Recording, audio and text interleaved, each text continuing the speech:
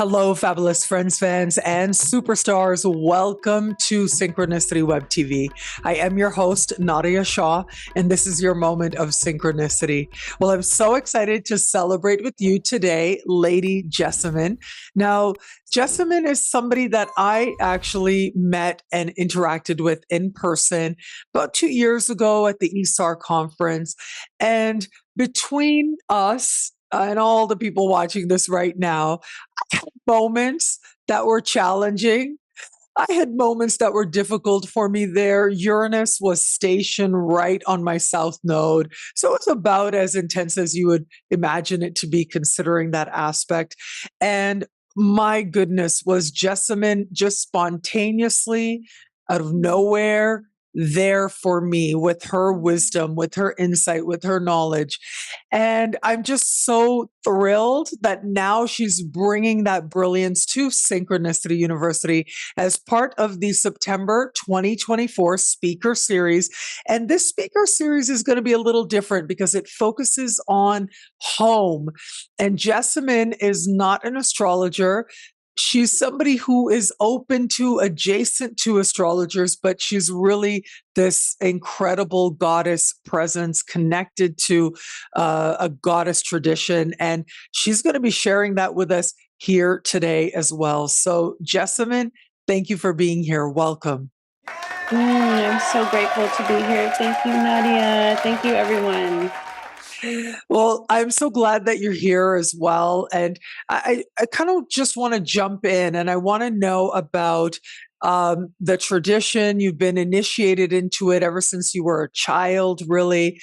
Can you tell me a little bit about that journey that brought you to this very personal type of spiritual expression? Yes, I would love to. I was raised in a Roman Catholic family, and we didn't practice so much, but I did go to Roman Catholic school. And at the age of 13, I found a strange book in my home, and it was called Power of the Witch by Laurie Cabot. And that was my jumping off point because once I read that, I knew that it was talking about me. And it was talking about the way that the seasons changed and the way that the moon cycled. And I felt such a deep connection to the earth and the stars and the moon. And from that age onward, I have been practicing various types of spirituality, mostly focused upon the goddess only. So, goddess as the center of all things, and specifically the moon goddess as the center of all things. And so I know that you just came back from Glastonbury. So tell me about that experience because you're high on it right now. I'm very high on Glastonbury. It is called the heart chakra of the world. And I do believe that that is the truth. There is an energy there that I have not experienced anywhere else that I've traveled to. And it is very focused on the goddess there, especially the stories of Avalon. Glastonbury is called Avalon. And I spent many a night hiking to the top of the Tor, which is a very tall structure, and sitting there amongst the stars. It is amazing how many stars one can see up there. Even though there's all this light pollution down in the levels, you can sit there and just feel like you're part of the heavens and part of the cosmos.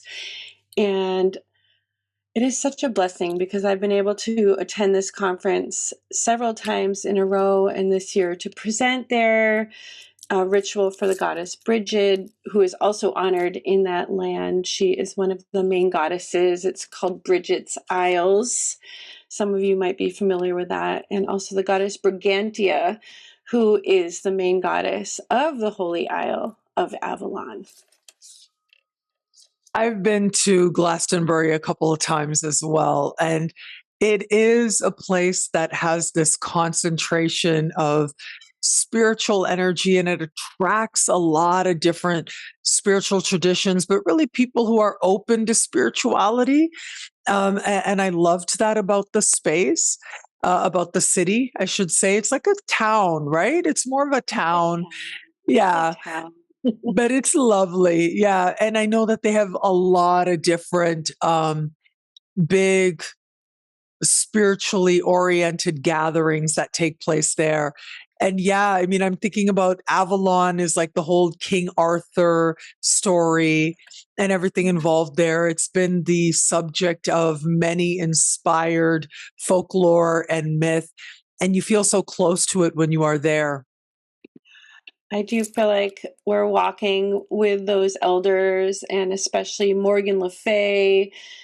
Um, it's so easy to feel like you're lost in the realm of fairy there, and time moves differently. I know that sounds a little bit out there, but time moves differently on the Isle of Avalon, and there's so many holy places to visit, so many places of pilgrimage, and it's from so many different traditions, so many different spiritual traditions. People are coming there on pilgrimage. There are so many holy wells and holy springs and holy waters, and feel very connected to the water when I'm there, because the name of Avalon originally meant the Isle of Glass, because before they built all of the Reens, it was surrounded by water. The sea would come all the way up every winter.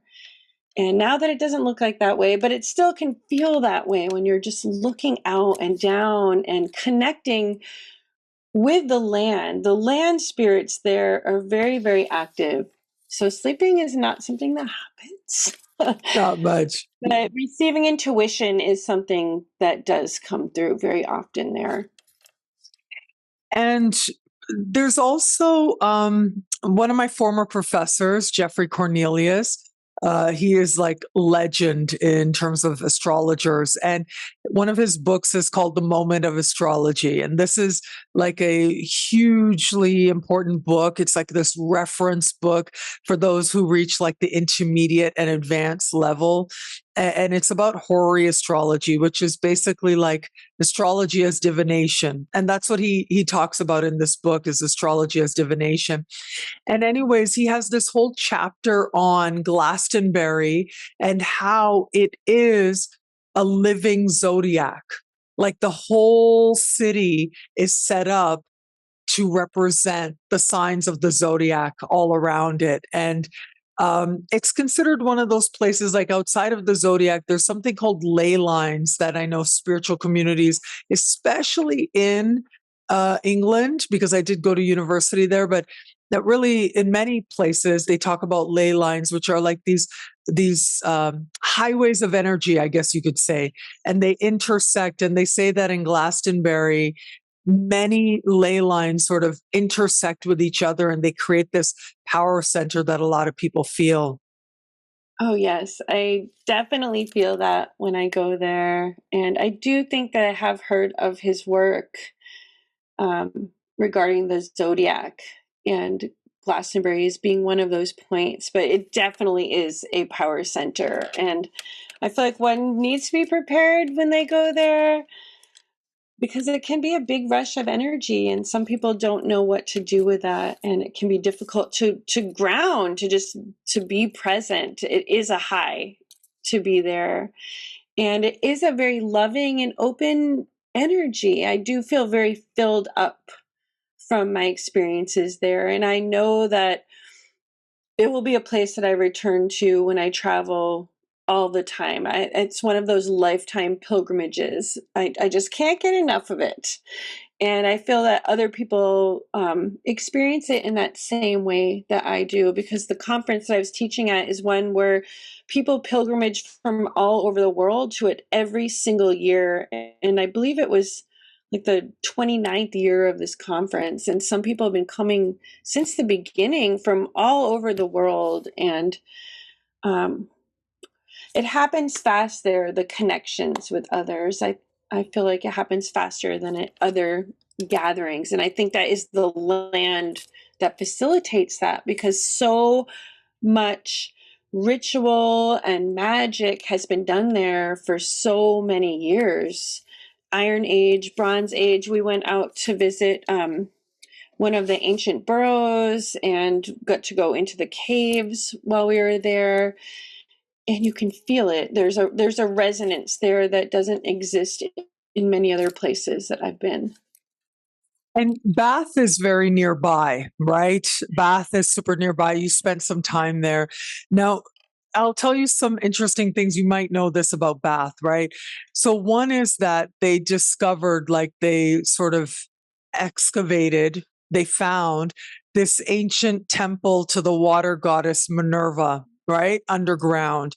And that temple in later years became like a Roman bath. And the Roman baths were also set up to honor goddesses, but there was something different about this water because Bath is a place where people have been coming for millennia for healing, and including kings and queens and all of that, because they recognized something special in the water.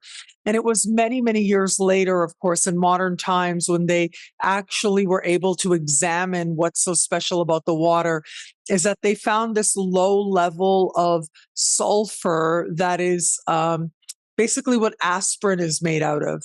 So it had this low level of aspirin in it. And so people were drinking this and they were like, oh my God, it's a miracle. I'm being cured. And it is, in a sense, of course it is. But now we have that scientific proof that, yeah, this water is quite special. But also, Bath was where Uranus was discovered, the planet Yes. Uranus. Yes. And you Yeah. can go and see where it was that the Herschel siblings would observe Yes. and document the sky. And I have found anytime I've gone to Bath, it's like a revelation. Like something happens that ends up being like Uranus in my life.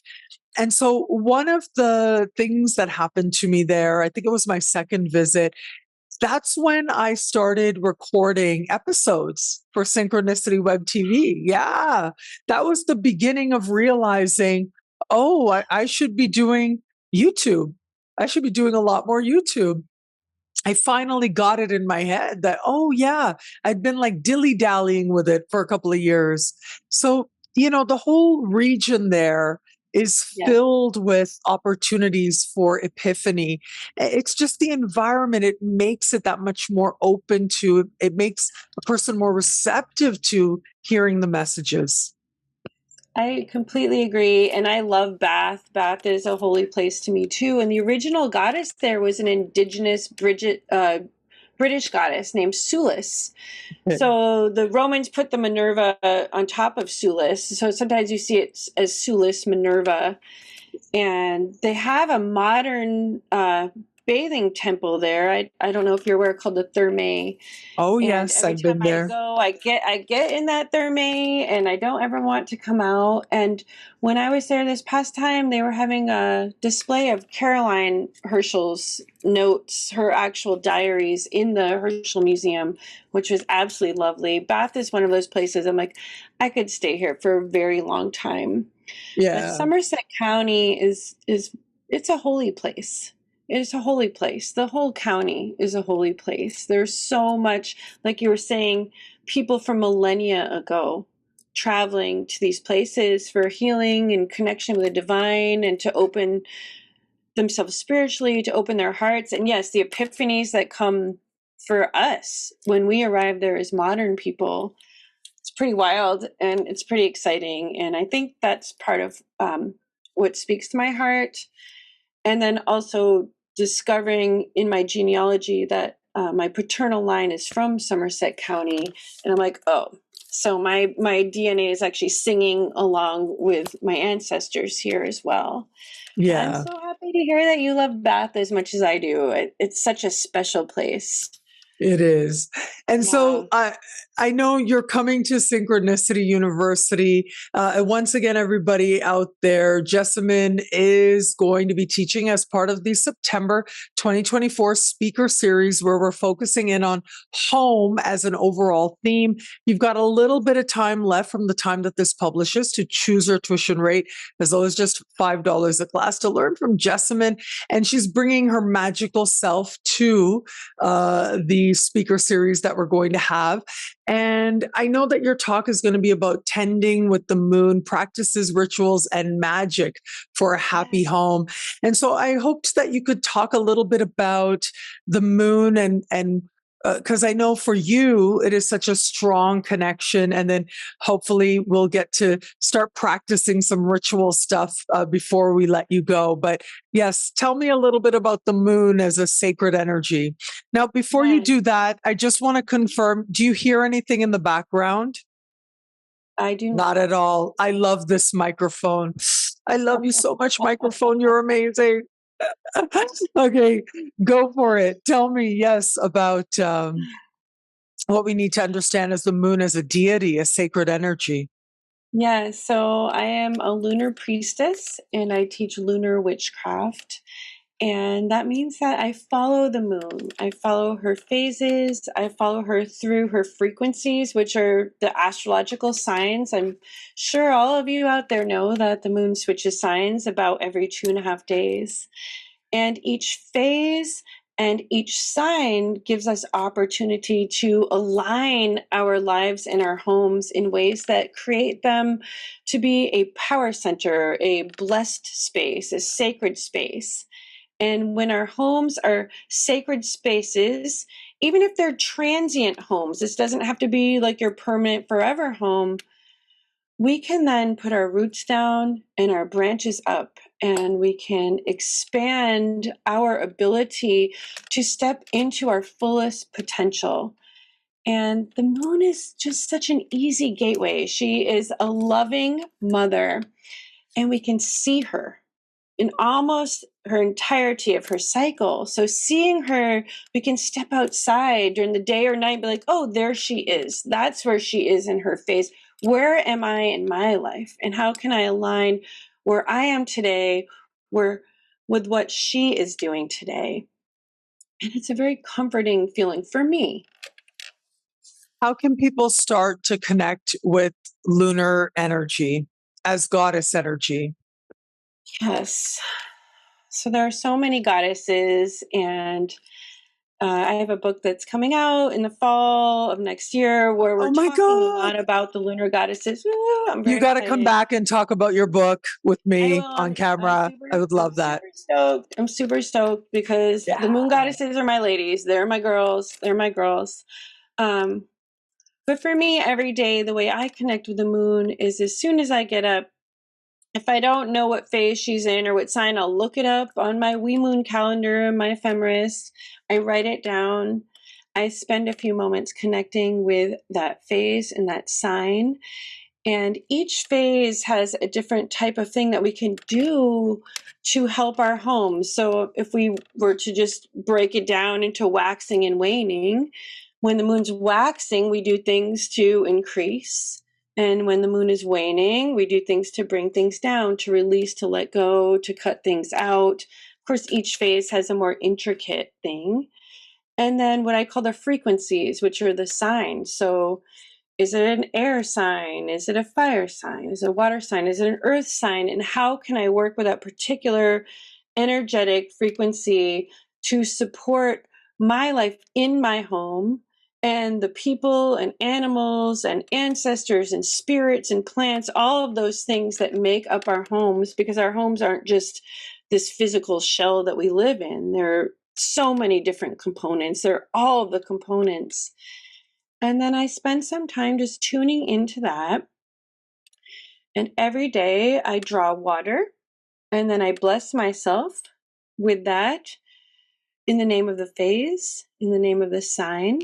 And then I leave that on an altar. I have a lunar altar that I work with that we'll talk about in the class, how to create a lunar altar and tend that. And then the next day I empty that outside. Or if there's a plant that needs some special love, I'll put it in that particular plant. So there's many ways that we can align ourselves with the lunar cycles that aren't some big, heavy, long ritual. I think sometimes people hear the word ritual and they think it needs to be 90 minutes, 3 hours, 10 days. Rituals can be so short and so sweet. It's just a way to align ourselves. No one else is watching. It is about our connection with the moon, our connection with our home, and how to bring those energies down into this place that we live in that supports us, that's the center of our lives, whether it be a hotel room or whether it be the family home that you've lived in since the moment you were born. Our home, I'm a Cancerian sun, so our home is with us, in my opinion. My shell is on me wherever I go, and I can take that connection with the moon and make myself feel at home wherever I go. So I'm going to offer more ideas around that to all of you. And I really hope that you'll join me, because I'm very, very excited, and I'm very, very passionate about the moon and her energies and how it can support us as modern humans. All humans have been underneath the moon, all of us. She's witnessed every single thing that's ever happened in humanity.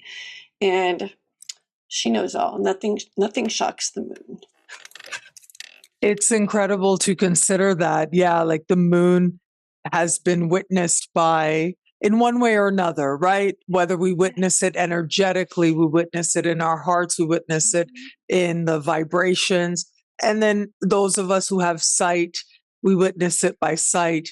But all of us who are here on this planet have felt the moon in one way or another. And so many of what you're talking about, or so much of what you're talking about right now, it's so intuitive, isn't it? Like it's kind of incredible to consider. It makes so much sense. The moon is connected with water. We feel the moon, and using water to embody a sense of how we can connect with the moon and feel a blessing from the moon is rather incredible to consider. Yeah.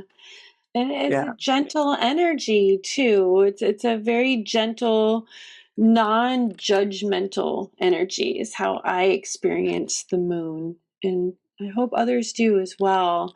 Yeah. She's just And there doing her thing. it starts now. Like it starts with your own intention, right? Your own desire, your own sense of, okay, I'm going to connect with this sacred energy because it's a part of me. You may not Yes. know this, but one of my books is called Prayers to the Sky. And that book is basically astrological magic light. And so in my own life, even though my work is centered around astrology, and I feel like that is the basis of so much of even my spiritual practice. It's a huge part of my spiritual practice, but how I actually work with planets. I mean, that book encapsulates some of those ideas. And it's the same. It's about working with the moon and understanding how intimately tied to an understanding of what home is for us, that the moon symbolizes. And we can tap into that energy consciously to feel at home within ourselves, within our body, within our skin, within our living space, in a hotel, as you mentioned, Yes. wherever it is that we might find ourselves. Yes, and there's no way to do it wrong. There's no way to do it wrong. Our relationship with the moon is our relationship. It doesn't have to look like anyone else's. As long as it feeds us and feels good to us, that is the right relationship. So I also love that. There's no mistake in how we connect with her. It's our choice. Yeah.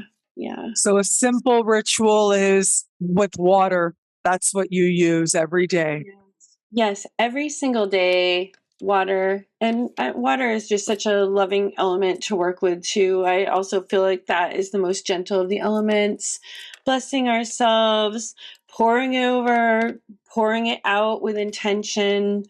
Water is such a holy thing, and it can record our prayers and our wishes. We can speak them into the water and then release them. And even better if we can release it into another living body of water. So sometimes I will save up my daily practice water, speaking into it, and then bring it to the ocean or bring it to the river and then pour that out in another ritual as Oh, an offering from my heart. yeah. That's so Yeah. beautiful. Once again, everybody, Jesamyn is coming to Synchronicity University as part of the September 2024 speaker series. You've got a little time left from the time that this publishes to choose your tuition rate, as low as just $5 a class, to learn more home oriented rituals from Jesamyn. Jesamyn, thank you so much for being here. You know, like I said, I loved getting to know you. You were really there for me in love and support and sort of, yeah, like it was like a spirit embrace that you provided me exactly when I needed. And I always think of you very fondly. And now to have this opportunity to work with you, it's just, I feel like it's such a blessing all around. So thank you for that. Well, thank you so much. I feel such a heart connection to you. And I know it was just such a brief interaction, but I feel like it was meant to be. And I don't know, perhaps predestined from another time or another lifetime. And it's just an honor to be here with all of you. And thank you. Thank you for having me, Nadiya. Of course. Thank you again, Jesamyn. And thank you, everyone out there, for watching. Until we connect again, take care. Bye.